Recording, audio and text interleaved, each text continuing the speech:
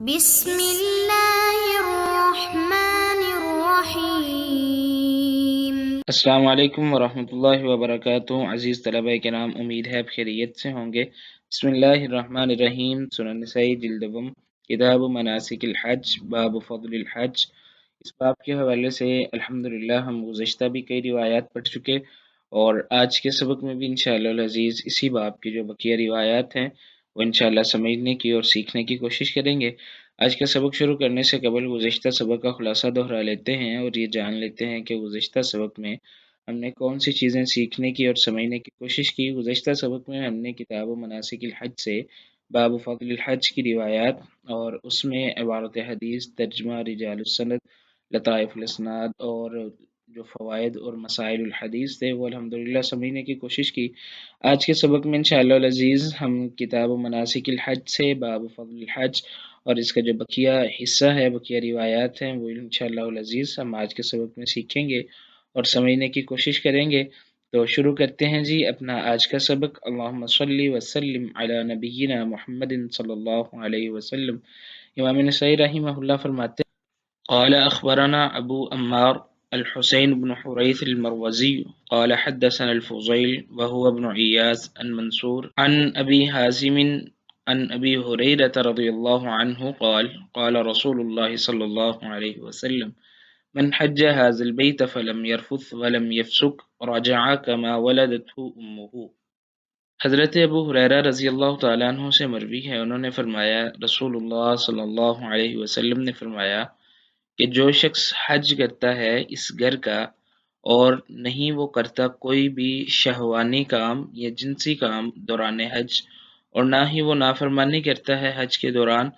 وہ اس طرح لوٹتا ہے جس طرح کہ اس کو جنا ہے اس کی ماں نے۔ عزیز طلبہ کرام، رفث کا معنی کسی بھی قسم کا شہوانی کام، جنسی کام، یعنی وہ اپنی زوجہ کے قریب نہیں جاتا، یا کسی بھی طرح کی وہ اپنی نظروں کی حفاظت کرتا ہے، یا وہ بری باتوں سے اجتناب کرتا ہے، وہ ساری چیزیں اس میں شامل ہیں۔ اور فسق جو ہے یہ نافرمانی کو شامل ہے، یہ چھوٹی نافرمانی ہو، بڑی نافرمانی ہو، کسی قسم کا بھی جو گناہ ہے وہ اس سے بچنے کی کوشش کرتا ہے، اس سے پرہیز کرتا ہے، تو اس کی یہ فضیلت یہ ہے کہ وہ اس طرح لوٹتا ہے جیسے اس کو ابھی اس کی ماں نے جنا ہے، مراد گویا کہ اس کے تمام گناہ ختم ہو چکے ہوئے ہیں۔ تو ہم سب سے پہلے اس حدیث کی جو سند ہے اس کے راویان کے حوالے سے بحث کریں گے۔ اس حدیث کو بیان کرنے والے جو راوی ہیں وہ 5 ہیں۔ سب سے پہلے ابو عمار الحسین بن حریث، یہ خزاعی ہیں اور ثقہ راوی ہیں۔ دوسرے نمبر پہ فضیل بن ایاز رحمہ اللہ ہیں، بن مسعود التیمی ابو علی ان کی کونیت ہے، یہ بھی زہد کے اعتبار سے مشہور ہیں، خراسان کے رہنے والے ہیں، لیکن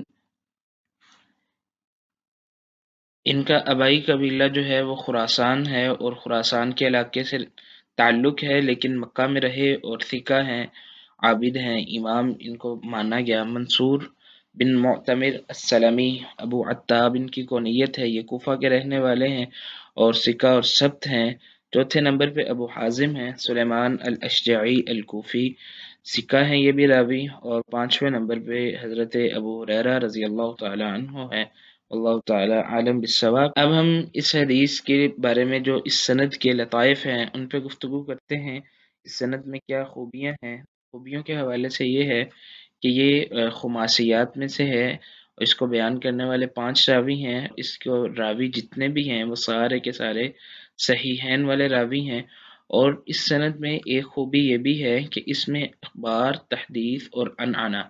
یعنی اخبارنا، حدثنا اور عن یہ تینوں چیزیں اس میں موجود ہیں، اور یہ تینوں صیغے جو ہیں یہ اتصال کے صیغے ہیں اور صحیح ہونے پہ دلالت کرتے ہیں، اور اس میں جو عن والی روایت ہے وہ راوی مدلس نہیں ہے، اور اس میں حضرت ابو ہریرہ رضی اللہ تعالیٰ عنہ جو ہیں وہ صحابی ہیں جو اپنے زمانے کے سب سے زیادہ روایات کو بیان کرنے والے ہیں، واللہ تعالیٰ عالم۔ اس حدیث کی سند کے حوالے سے ایک اشکال پیدا ہوتا ہے کہ جب اس سند میں عن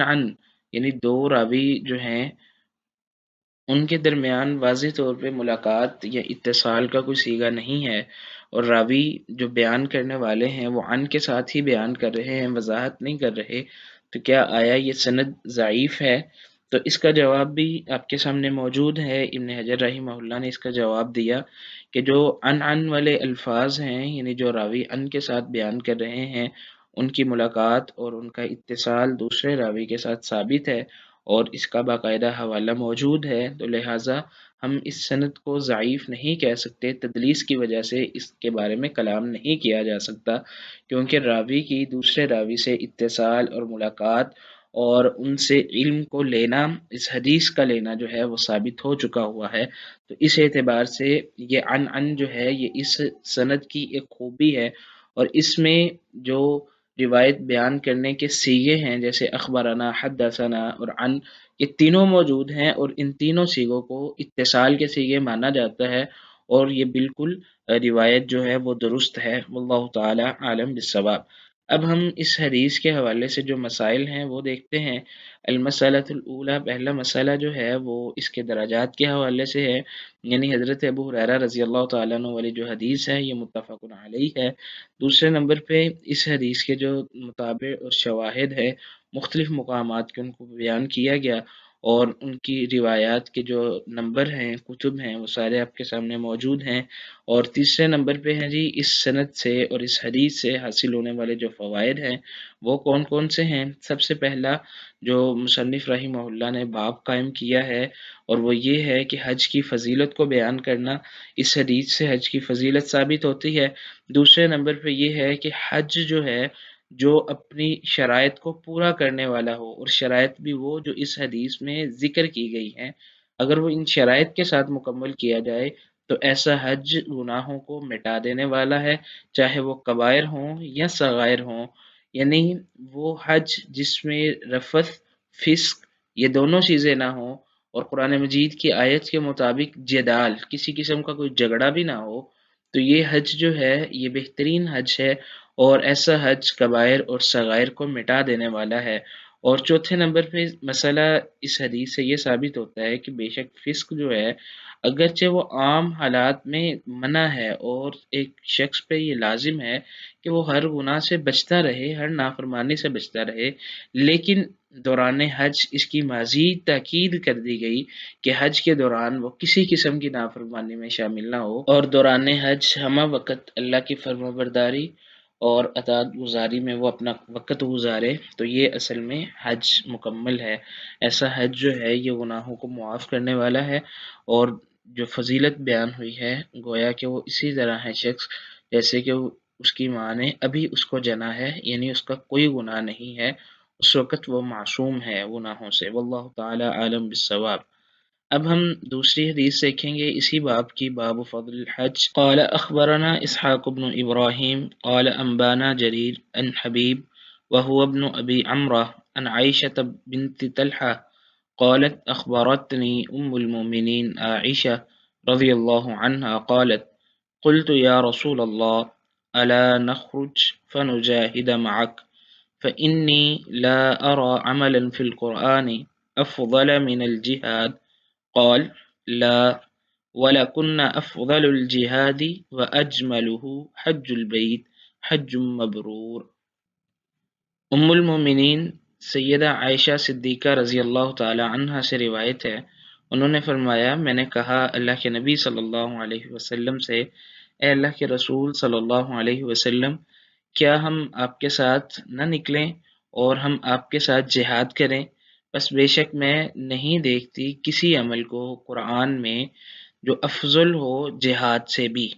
یعنی میرے نزدیک میں نے قرآن کا مطالعہ کیا تو سب سے افضل عمل میں نے جہاد کو پایا، تو کیا میں آپ کے ساتھ نہ نکلوں اور میں بھی آپ کے ساتھ میدان مقتل میں جا کے لڑوں؟ تو رسول اللہ صلی اللہ علیہ وسلم نے جواب دیا نہیں، وَلَكُنَّا یقیناً تم عورتوں کے لیے افضل الجہاد، جو افضل ترین جہاد ہوگا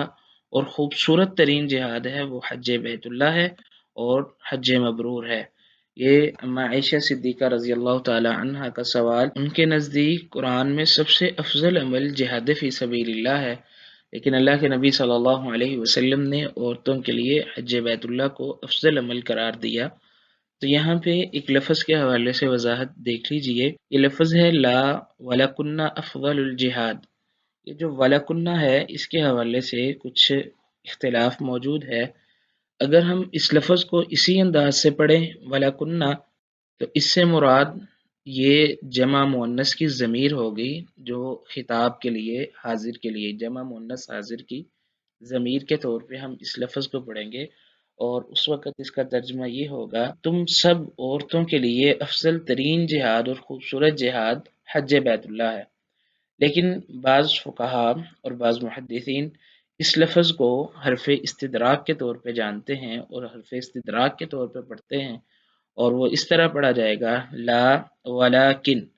یا ولاکنہ، حرف استدراک کے طور پہ کہ نہیں لیکن یہ کام جو ہے یہ سب سے افضل ہے تمہارے لیے اور یہ خوبصورت بھی ہے۔ تو اس لفظ کے حوالے سے کچھ اختلاف موجود ہے،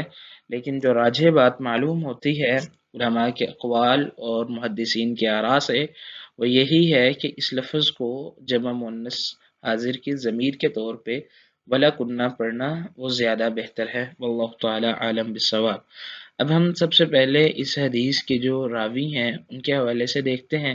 سب سے پہلے یہ 5 راوی ہیں جو اس سند کو بیان کرنے والے ہیں۔ اسحاق بن ابراہیم بن راہوے المروزی، یہ نیسابور میں رہنے والے ثقہ اور ثبت ہیں، امام ہیں۔ جریر بن عبد الحمید بن قرط الزبی ابو عبداللہ الکوفی، یہ بھی رئی نامی جو جگہ ہے وہاں رہنے والے ہیں اور وہاں کے قاضی بھی ہیں، ثقہ ثبت ہیں۔ حبیب بن ابی عمرہ القصاب، یہ گوشت کے پیشے سے وابستہ تھے اور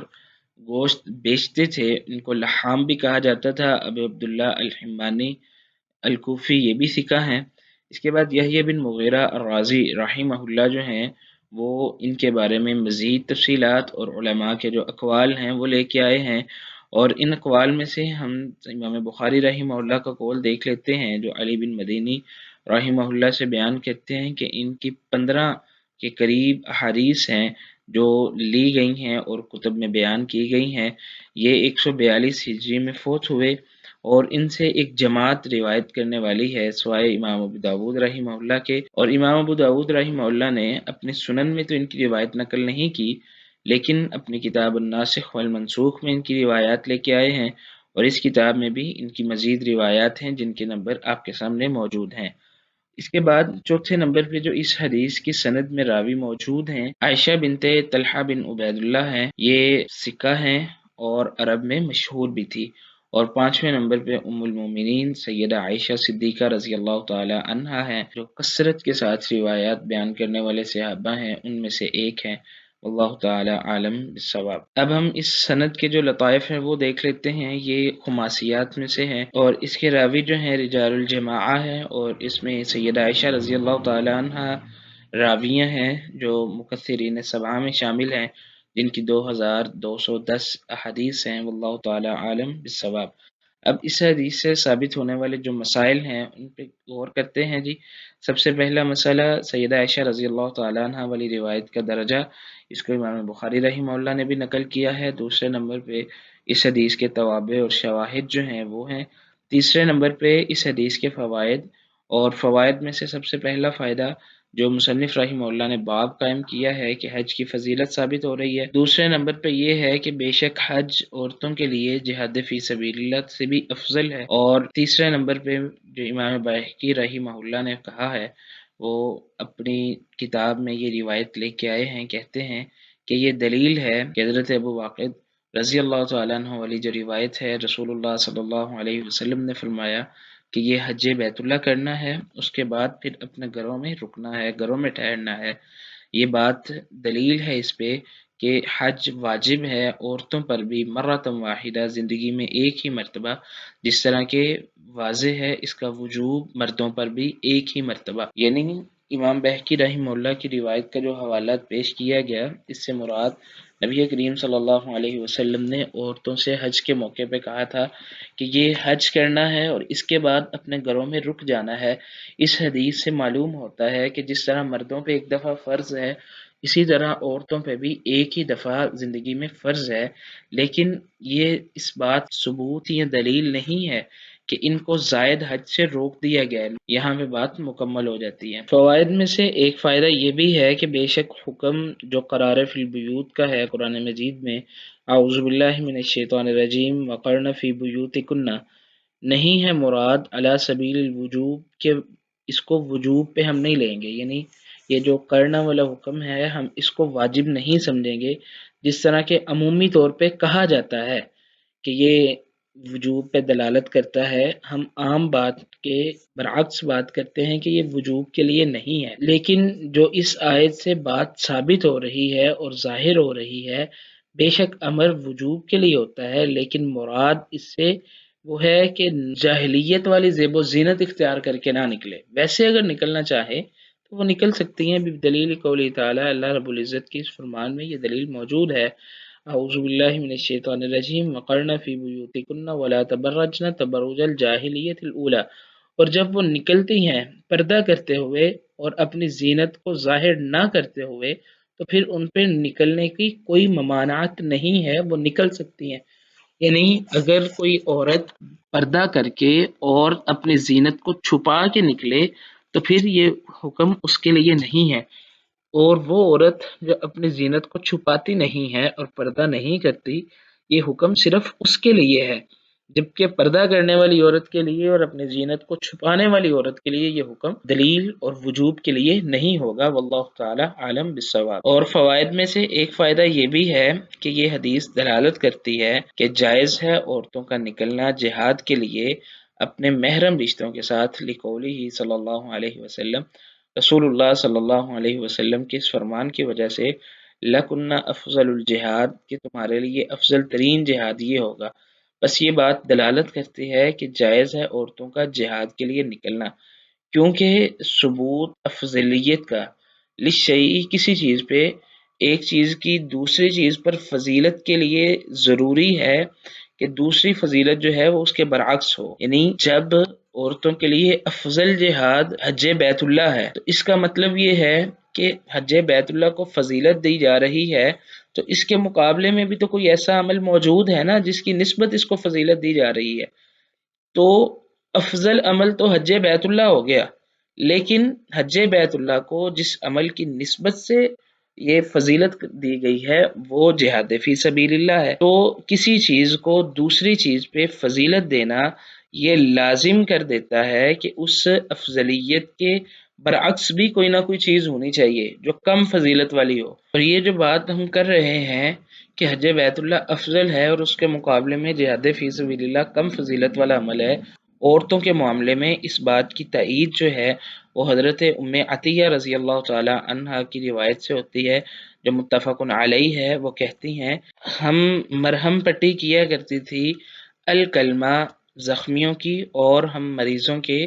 لیے ان کی تیمارداری کرنا اور ان کے لیے دوائی کا اہتمام کرنا، ہم یہ کام کیا کرتی تھی، اور یہ کام جو ہے وہ دوران جہاد کی یہ بات ہو رہی ہے، واللہ تعالی عالم بالصواب۔ اب ہم نے جو دو روایات پڑھی ہیں، ان روایات سے ثابت ہونے والے جو مزید مسائل ہیں وہ دیکھتے ہیں۔ سب سے پہلے ہم نے پڑھا تھا کہ جو حج بیت اللہ کرتا ہے اور اس میں رفث اور فسق نہیں شامل ہوتا تو اس کے تمام